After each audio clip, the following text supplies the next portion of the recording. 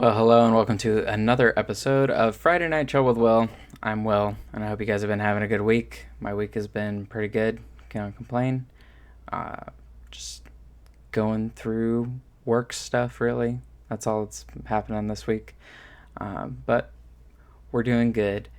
So there's been like a couple of things on my mind this week, and so they might overlap. And I think it's just sort of like a general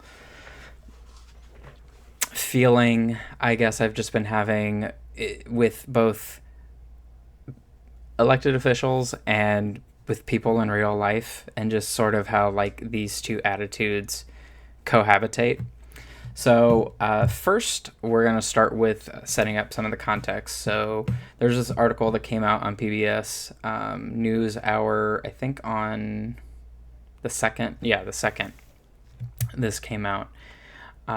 And if you guys are unfamiliar with what had been going on, Congress is recently back in session, and they were on the verge of a government shutdown again, just because of budget talks and all that stuff. But they went ahead and avoided that shutdown because Hakeem Jeffries and Mike Johnson had a lovely conversation. So Hakeem Jeffries is still taking pages from his buddy Chuck Schumer's book and continuing to be one of the most disappointing people in our government today. But I wanted to bring this up mostly because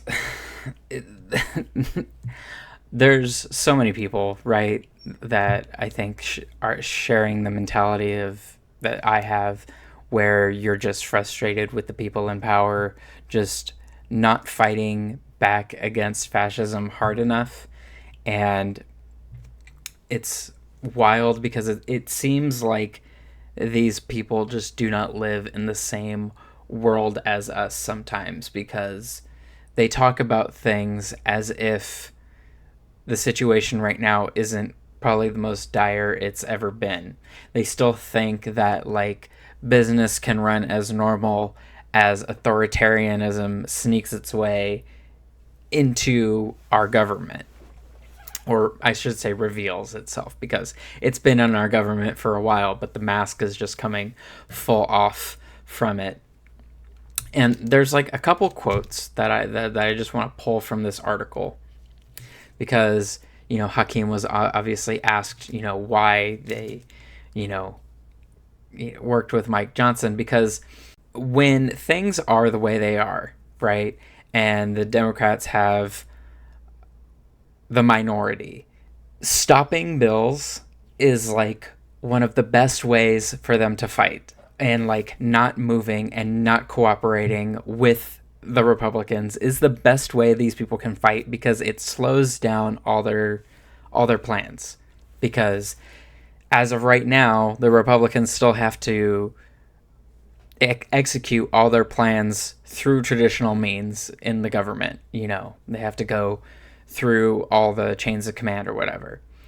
And we keep seeing at every fucking turn, whether it be someone getting confirmed, whether it being a bill that needs to get passed, or whether it be a budget that needs to be resolved so the government doesn't shut down. The Democrats now are incapable of using any kind of leverage they have, and instead just continue working normally with the Republicans as if it's business as usual. And it's fucking infuriating. They did it when they confirmed all of Trump's appointees, and they did it here. And Hakeem Jeffries pulls out this quote right here where he says, "We're not going to find ourselves in a situation where Republicans at the 11th hour present a partisan spending bill that hurts everyday Americans." This was said on September 2nd of 2025, after Trump's big, beautiful fucking bill passed a few months ago. And it's just like, you already let that happen. You've already let stuff like that happen. And you are continuing to create this facade that we think you are still fighting for the everyday American. You are actually... This section is going to be dedicated to Hakeem Jeffries. If you're Hakeem Jeffries, I want you to listen to this. You are an absolute bitch. You are absolutely fucking useless to the party. You and Chuck Schumer. I cannot wait for the midterms. I would hope before that happens that we get to see you and Chuck Schumer lose your fucking jobs, because the two of you are possibly the weakest men I have ever fucking seen in politics. There's a lot of weasels. There's a lot of wimps. There's a lot of wusses in politics. But Hakeem Jeffries and Chuck Schumer, you two together have got to be some of the most useless people we have ever elected to represent us. And, obviously we know the reason for this. It's because they're funded by AIPAC. AIPAC pays for a lot of Hakeem Jeffries shit. That's readily available information. It's also why he refuses to fucking endorse Zohran Mamdani over in New York in the mayoral race. It's just like we have who we have right now. But over the course of the next year and a half, as we get closer to the midterms, I really do think we're going to start seeing a strong shift, and people like Hakeem Jeffries and Chuck Schumer are really going to have just themselves to blame, because they think their donors and all of these billionaires are going to protect them and stop them from getting voted out by the people, and they're going to be sorely mistaken when midterms come around, because they don't understand the gravity of how upset everyday Americans are, how frustrated we are at everything happening in our lives, whether it be ICE raids, whether it be mass layoffs, whether it be the price of groceries. Americans are pissed, and I think they could all stand to be a little bit more pissed, and I definitely think as a whole, the everyday American really needs to start making more of a concentrated push towards dissenting from all of this. And that happens with a general strike. We just need to stop participating in all of this, because I think we're at a point where it's just they want us to continue on as business as normal, and it's fucking not, dude. And the only way we stop any of this is by stopping what we're doing. Stop treating it like it's a normal day. Stop going to work. Stop fucking paying federal taxes. Stop paying all of these things that we don't need, and start, creating groups where we can all support each other, because we can outlast them. This is the thing. Because if you shut down everything for even a week, that can totally fuck up so many corporations, and then that's when moves can be made. Now, there's been a thing going around for a while about a general strike. I've signed up on that a long time ago, and I would suggest looking into that if that's something you'd be interested in. I think it is definitely a thing. I think as we continue moving forward, I think we're heading in that direction where that will need to happen. And I think the site, because it's run through a site and you sign up for it, and it just tells you when they reach a certain amount of people, because they know the exact percentage of people they would need to call a strike for it to be actually effective. And I think the percentage is really small. It's really only, I think 3% of the workforce really would be a large enough group to cause a mass disruption for pretty much everything in the country.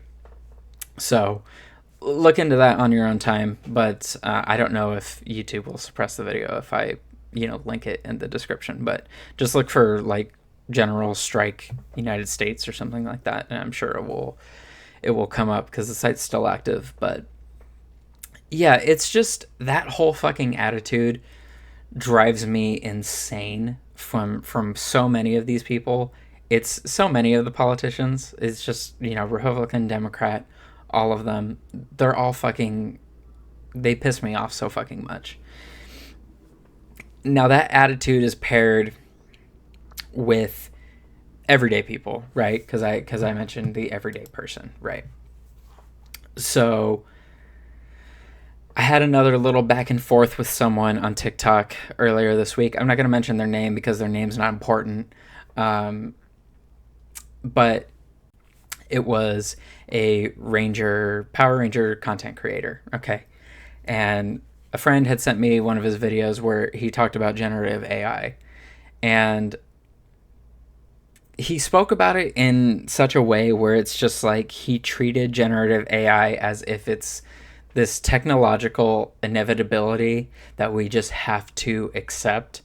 And he just totally didn't understand the impact generative AI has on like the planet and like resources and stuff, because like when I tried explaining to him that, you know, advocating for artists to earn fair pay while also using generative AI for something as trivial as like an original Power Rangers fan made team, you can't do those two things. Me and my friend tried convincing him, and that just wasn't clicking with him. He tried pulling a quote from Power Rangers from a season that was about protecting the environment, was like the central theme of the season. They were like actively fighting pollution. And it's just so wild to me that like people in these fandom spaces can be so disconnected from reality, and they they truly reach the max level of escapism where they just live in a completely different world where they don't understand how anything works outside of this TV show that they watch. And it's fucking insane to me because that attitude paired with the attitude from our elected representatives like Hakeem Jeffries and Chuck Schumer and all these other fucking people, it just creates this space where if you are someone who is progressive and you would like to continue like fighting for things, it makes you feel crazy because it seems like no one actually wants to fight for anything. No one actually wants to make an effort to make the planet a better place. They would rather stick with their convenience rather than attempt to learn. Like, we just have so many people that are just opposed to learning now. Like, there's just so many people out here being willingly dumb. And these are adults. This isn't like children. Like, there's a big education problem with children right now. There's definitely a huge lacking there. But just with, like, adults in general, there's so many adults walking around not knowing how anything fucking works and just doing whatever the fuck anyway and thinking it's okay. And it's just like, when you pair up all this stuff, it makes it very hard to fucking continue going every day. I'm not gonna lie to you guys. But obviously, you know, we gotta keep going and we gotta keep doing stuff because if you can fight back, you should. You know what I mean? I'm both surprised we've made it all the way to September, but I'm also surprised it's only September. It feels like time is such a weird construct right now. It just feels like every day feels like a fucking month. And it feels like so many things are happening all the goddamn time. But, you know, we're getting through it. We are getting through it as best we can. At least I am. And the thing is, I know the same can't be said for so many other people. You know, there's been so many fucked up things that have been going on, and it's just wild to me that we still have, you know, people in our government treating everything the way they are. Obviously, we got fighters. We got fighters. People actually giving a damn and people trying. And I think a big indicator of where we go moving forward, I think, will be the New York mayoral race in November, and also the gerrymandering special election in California. that Gavin Newsom is doing to counteract the gerrymandering that Texas did for the Republicans. I've already gotten so many propaganda flyers from right-wing parties about the gerrymandering thing, arguing the same points that everyone was against the Republicans in Texas, but now it's bad because Gavin Newsom is doing it here. But we all know how it goes. You can't even give 10% of what Republicans give back to them, because then they will completely shut down, because they are absolute fucking wimps, and they are just some of the most pathetic fucking people on the goddamn planet. They get offended by everything. They're just so pathetic. They are just so pathetic at the end of the day. And it boggles my mind, really, because, like, I think back to the days when I was in the church and I was surrounded by a lot of Republicans all the time, or people who called themselves Republicans. And I'm just like, damn, I was around all these fucking people, and they're all just so hateful and dumb and ignorant, and it's just insane. It's just absolutely insane what the American Republican Party looks like, and it's so fucking stupid. So, I just wanted to mention those things because it's just, starting off the week with that whole thing with Hakeem Jeffries, and even entertaining anything from Mike Johnson, like, pisses me the fuck off, because Mike Johnson is a fucking freak, who thinks he's Moses and, like, all this weird shit.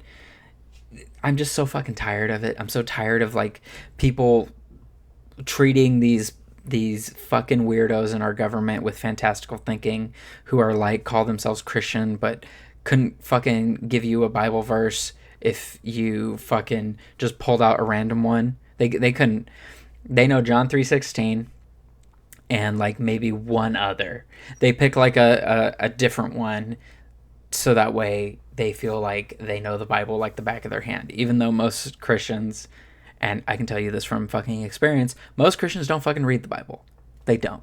They read a lot of workbooks that explain parts of the Bible or interpret them, and they base their knowledge on it off of those things. I truly do not know very many Christians that actually read the full Bible, because when I was in the church, I didn't read the Bible. That's a big fucking book, and you want me, a teenager, to read that big fucking book about all types of fucking fucked up shit, about, like, genocide and fucking slavery and killing Jesus? Yeah, no, it's fucking wild, dude. These people are insane. I also saw something today that, like, especially irritated me. My hometown is going to be hosting a huge Christian nationalist convention in October at the church my dad attends, which is super, super fucking terrific to read. Ron DeSantis is supposed to be there, Josh Hawley, pretty much all of the fucking all-stars of the fucking Republican Party and Christian nationalist movement and the Heritage Foundation, all the fucking psychos are all going to be at this church that can, for some reason, host a very large political, very obviously political event and still somehow maintain its tax-exempt status. I would love to know how the fuck that works. So Jack Hibbs, the lead pastor of Calvary Chapel, Chino Hills, if you'd like to, let us know how the fuck you managed to do that, how you managed to host one of Israel's defense ministers or something, who is going to be there as well. And it's just like, please explain how the fuck you are able to host these massively political events at your church and still maintain a tax-exempt status. Because that's not clocking with me. That's not making any fucking sense to me. So, yeah, there's been a lot of, the right wing just pisses me off all the time. But these were like the two things that like really irked me. And then that one idiot from the other day in the Ranger fandom. Like, guys, just, I beg you, if you are, if you don't know about how any of this shit works with generative AI, like, I don't want to reiterate an old idea because like you guys already know my thoughts on generative AI, but like if you don't understand how it fucking works, then you probably shouldn't be fucking using it. Like, I'm not saying you have to know the ins and outs of everything, but you should at least know the impact something has before you entertain any of it and engage with any of it. I feel like that's just important. And I feel like not enough people do that shit these days. So, I don't know, take that into account. If you're like not familiar with how something works or what its impact on stuff can be, look into that and really ask yourself, should I be using this thing? Should I be involving myself with this thing? Is it something I really need at the end of the day? I think a lot of us would benefit from having that conversation with ourselves before we just fuck around with things. So, but anyway, you guys, that's all I got for you tonight. Thank you so much for tuning in. If you like the episode, and if you're on YouTube, go ahead and give it a thumbs up. And if you're new to the channel, make sure you hit subscribe so you can see new episodes when those go up. If you're watching this on Spotify or Apple Podcasts, please rate and review the podcast or leave comments on Spotify. Those are all very much appreciated. If you'd like to keep up with me anywhere else on the internet, you can find me at Willie J. Co. pretty much everywhere except Twitter. And I think that will be it. So, thank you so much for watching tonight, you guys, and I'll see you next time for another Friday Night Chill.